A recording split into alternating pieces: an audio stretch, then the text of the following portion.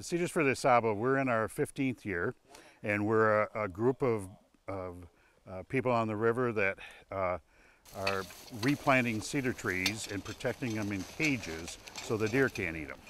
And so we've been doing it for 15 years, and the property owners buy the cages from the group that I represent. They plant the cedars along their private property. They put a cage around them and protect them from the deer until they can survive on their own. This is a white cedar. These were planted in 2000. We planted them, they were only about 6 inches, and we planted them with a ground cloth around the base of them to kind of keep the weeds from growing.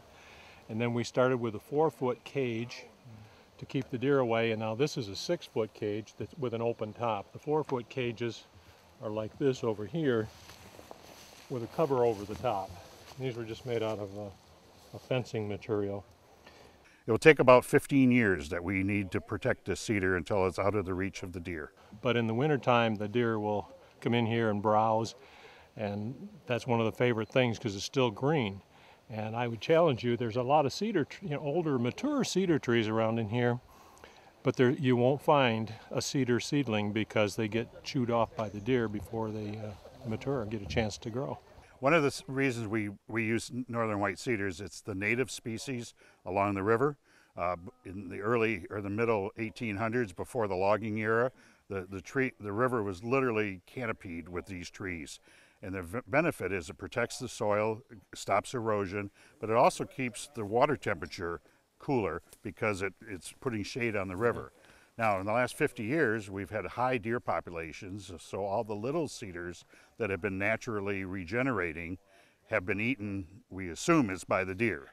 And so we have no young cedars come up to take their place. A cedar will last 300 or 400 years, but we also need the new ones to come up and take their place. So basically what we're doing by planting them and protecting them, we're giving a chance for the reforestation of the northern white cedar.